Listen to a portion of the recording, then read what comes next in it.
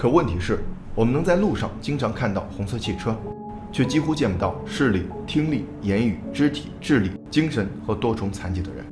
武汉一名无臂男子在使用无障碍通道免费乘坐地铁时，被要求出示残疾证。西安2名残障人士去丝路欢乐世界游玩，入园前被要求签安全责任书。浙江一饭店几位聋哑人用手语进行交流，被邻座的2名男子模仿并嘲笑。或许这就是我们在公共场合见不到那8000多万身影的原因。好了，宝子们，我是星河。今天咱们在不煽情、不悲悯的前提下，聊聊残障人士真实的生存现状，以及社会对他们的接受程度。你看那个小孩走路真搞笑，这个样子还想找工作？看不见就不要到处乱跑，脑瘫不就是傻子吗？长期以来，人们的误解和偏见早已在残障群体心里刻下了另一道伤疤，也筑起了阻碍他们融入社会的隐形壁垒。问大家一个问题啊，你们有谁在100人以上的企业工作？如果严格按照相关政策执行，你会有一位同事是残障人士，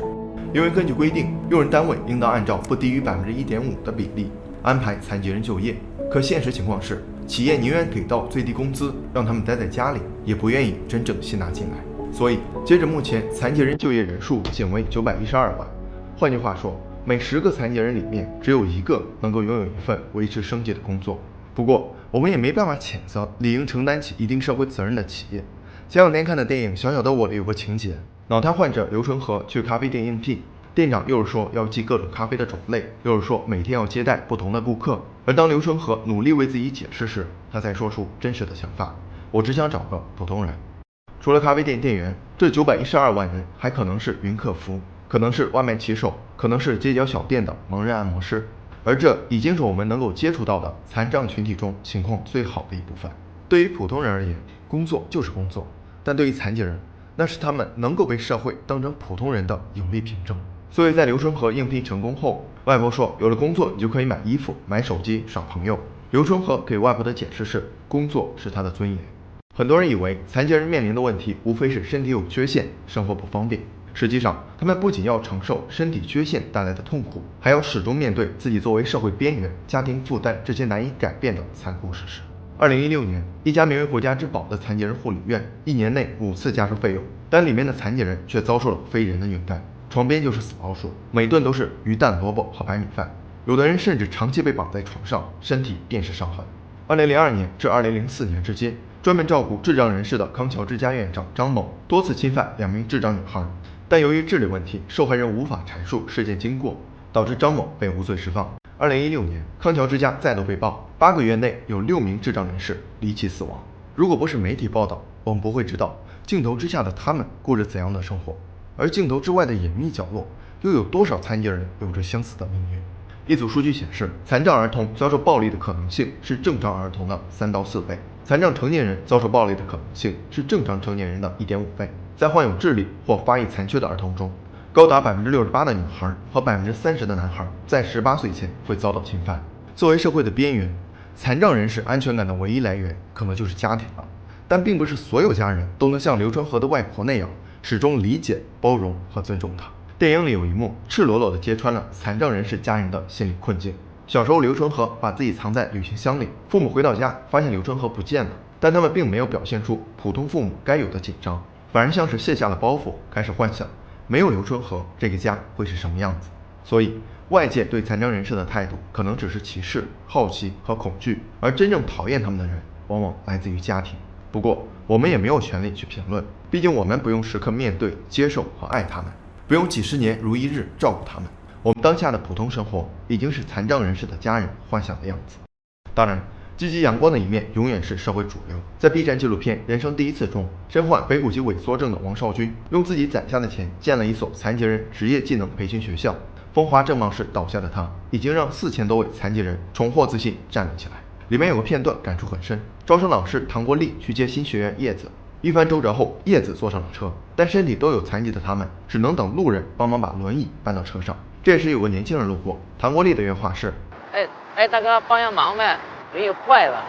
你帮我把轮椅放进来。他说的是轮椅坏了，而不是我们有残疾。其实轮椅并没有坏，所以唐国立的真实心声是：我遇到了困难需要帮忙，而不是我是残疾人需要帮忙。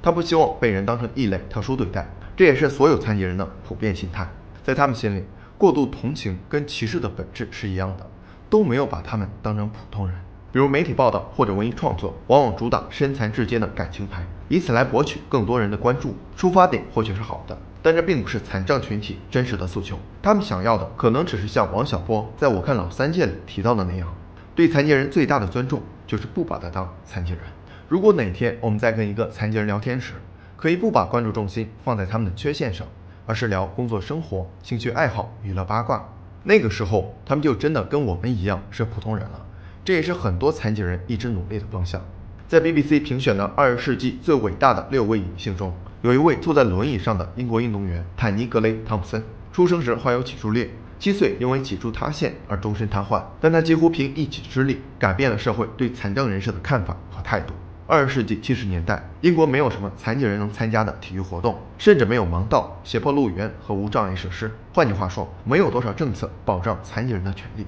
而这些被汤普森一一改变了。他在赛场内拿到了16枚残奥会奖牌，打破了30项世界纪录，把残奥会从一个附带项目变成了主要赛事，把人们的目光从运动员的肢体残疾拉回到竞技本身。赛场外也一直在体育、慈善、公共服务等领域为残疾人争取权益。汤普森终其一生都在挑战社会的偏见，也用自身行动给所有残障人士提供了一种不被限制的动力。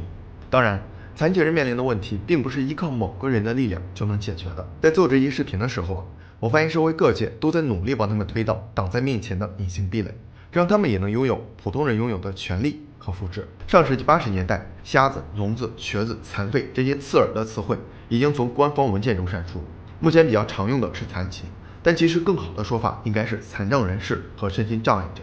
有些人可能觉得只不过是一次之差，但就是这样很小的细节，往往能看出整个社会的态度。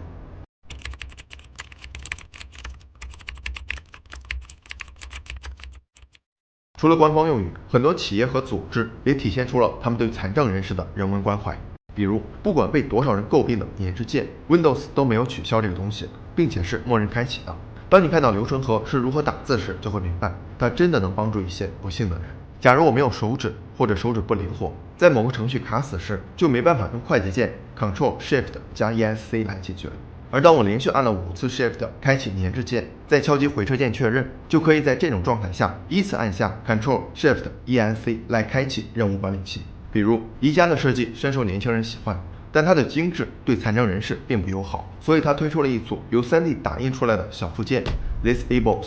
给电灯开关加个大按钮，在5把手门框上装个手柄，给绘画笔套上握笔指环，把手杖固定在床边。加上这些，行动不便的人也能独自使用各种家具。更重要的是，这些设计的3D 图纸都是免费提供的。再比如，美国公益组织 Accessible Festivals 创始人奥斯汀也是一位残障人士。一次音乐节的体验让他感受到生活的美好，于是他开始致力于让残疾人跟普通人一样到现场体验音乐节。这绝对是对残障群体的又一次深度共情。当所有人都以为他们的需求就只是衣食住行的时候，终于有人关注到了他们的七情六欲。无障碍3个字不只关乎残障人士，而是跟社会上每个人都有关系。即便公共场合的无障碍设施极尽完善，人们的目光、议论同样会成为他们心理的障碍，而且这个障碍往往比有形的更难以消除。我们虽然没办法像电影《小小的我》那样让公众看到和理解残障人士，与他们进行一次感情碰撞，但其实我们能帮到他们的